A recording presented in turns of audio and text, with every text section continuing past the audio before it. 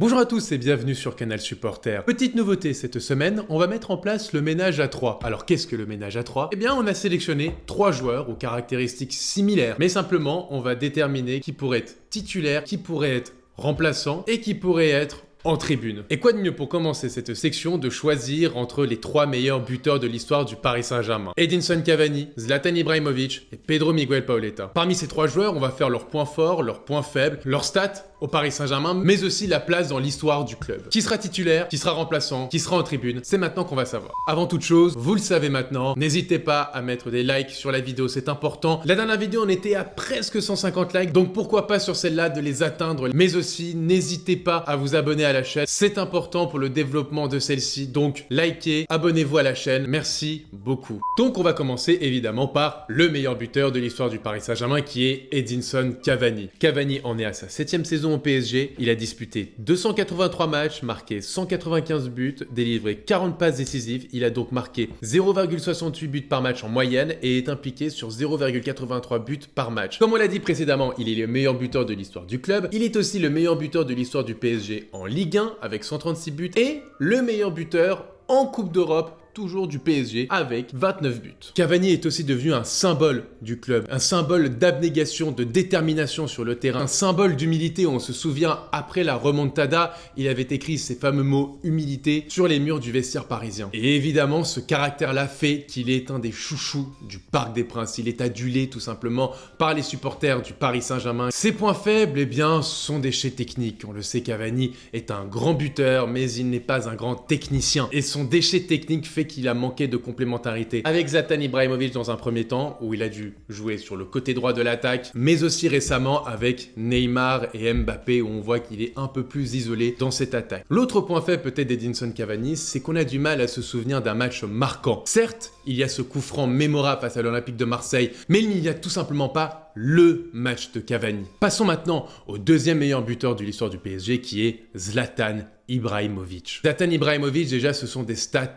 affolante. Il n'a joué que 4 ans au Paris Saint-Germain entre 2012 et 2016. Il a joué 180 matchs, marqué 156 buts et délivré 61 passes décisives. En moyenne, il a inscrit 0,86 buts par match et il a été impliqué sur 1,21 buts par rencontre. Il est aussi l'auteur du plus grand nombre de doublés avec 26, de triplés avec 8 et même du plus grand nombre de quadruplés dans l'histoire du club avec 2 quadruplés. Ibrahimovic est aussi le plus grand marqueur sur une saison en Ligue 1 avec 38 réalisations en 2015-2016 et sur toute une saison, toute compétition confondue avec 50 buts la même année. Il a été élu 3 fois meilleur joueur de Ligue 1 et sur ces 4 années, il a été 4 fois dans le 11 de la Ligue 1. Ibrahimovic est aussi un joueur extraordinaire par son talent, qui a une technique hors pair, plus d'1m90, plus de 90 kg et pourtant d'une souplesse et d'une technicité rare. On le sait, Zlatan Ibrahimovic est une grande gueule, mais aussi un leader. Beaucoup de ses coéquipiers et de ses entraîneurs le disent. Que ce soit Mathieu Bonnemer, Thiago Silva, Clément Chantôme ou encore Carlo Ancelotti, ce qui fait de lui un des piliers majeurs du développement du Paris Saint-Germain sous l'ère QSI. Si le PSG est là aujourd'hui, c'est en grande partie grâce à Zlatan Ibrahimovic et sa notoriété mondiale. Lorsque le Suédois arrive au PSG, il faut le dire, il est sûrement la plus grande star médiatique, je dis bien médiatique, de l'histoire du club. Dans les points négatifs, eh bien on peut dire Ibrahimovic a les défauts de ses qualités. S'il est une grande gueule et un leader dans le vestiaire, il a eu parfois quelques dérapages dans ses mots. Et le problème, c'est que cette posture-là et certains de ses mots ont fait que beaucoup de supporters du PSG ne se sont pas vraiment attachés à lui. Son deuxième point faible, c'est de ne pas avoir été aussi assez décisif dans les matchs importants de Ligue des Champions. Il était le leader technique sur et en dehors du terrain. Il devait amener son équipe plus loin en Ligue des Champions. Enfin, le troisième joueur n'est autre que Pedro Miguel Paoletta. Paoletta qui n'est juste qu'une légende du club. Le Portugais a disputé 5 saisons au Paris Saint-Germain entre 2003 et 2008. Il a joué 211 matchs, a inscrit 109 buts et délivré 18 passes décisives avec une moyenne de 0,51 buts par match et il a été impliqué sur 0,60 buts par rencontre. Paoletta était un buteur comme on en avait rarement vu avant. Il fallait remonter à l'époque de Rocheteau, Souzic, Daleb pour voir un buteur tel que Paoletta, c'est-à-dire dire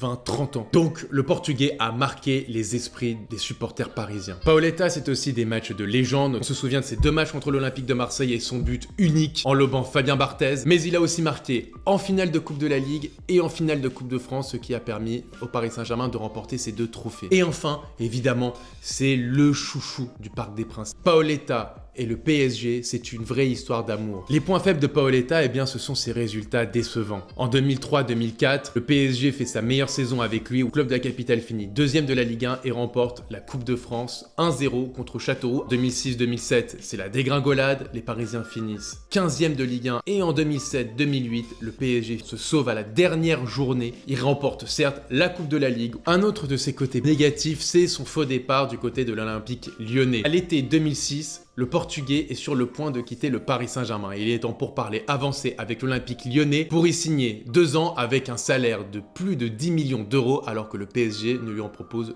qu'un peu plus de 6. Bernard Lacombe déclarera même que c'est du 50-50 pour l'arrivée du Portugais. Finalement, Pedro Paoletta prolongera au PSG avec une augmentation salariale importante, ce qui mettra le PSG dans le rouge ces 2 dernières années de contrat. Maintenant qu'on a fait tout ça, c'est l'heure de trancher. Qui sera titulaire? Qui sera sur le banc? Qui sera en tribune? Avant de voir mon propre avis, n'hésitez pas à le mettre en commentaire pour comparer si on a les mêmes joueurs ou non. Et alors donc, mon titulaire entre ces 3 joueurs est, suspense, Zlatan Ibrahimovic. Ouais, c'est peut-être une surprise, mais Ibrahimovic est tout simplement le meilleur joueur des 3. Des stats impressionnantes, des gestes de génie comme on en a rarement vu au Parc des Princes. Un joueur qui aura fait passer un cap à ce Paris Saint-Germain. Même si Ibrahimovic a cette posture de se mettre en retrait, on se souvient qu'il a pleuré lors de son dernier match au Parc des Princes et qu'il a déclaré que c'était le seul club où il a été aussi ému de quitter. Donc on peut le dire, Ibrahimovic porte le Paris Saint-Germain dans son cœur, c'est lui-même qui le dit. Bon, maintenant il faut faire un choix entre Paoletta et Cavani. 2 chouchous du Parc des Princes, 2 buteurs exceptionnels. Eh bien c'est Pedro Paoletta qui sera mon remplaçant et donc Edinson Cavani qui ira en tribune. Ces 2 joueurs ont les mêmes caractéristiques, mais disons que Pedro Paoletta a plus de matchs marquants. Il est selon moi le meilleur joueur des débuts des années 2000 du Paris Saint-Germain et surtout, il n'était pas entouré de la même manière. Voilà, ce choix a été très compliqué à faire. Si vous avez mis Ibrahimovic en tribune et Edinson Cavani titulaire, ça serait tout à fait normal. On parle de là, comme je l'ai dit tout à l'heure, de 3 immenses joueurs dans l'histoire du Paris Saint-Germain. Merci à tous d'avoir suivi cette vidéo. N'hésitez pas à me dire en commentaire si vous aimez ce concept, quel choix vous auriez pu faire. On se retrouve très vite pour une nouvelle vidéo. Allez, ciao, bonne journée.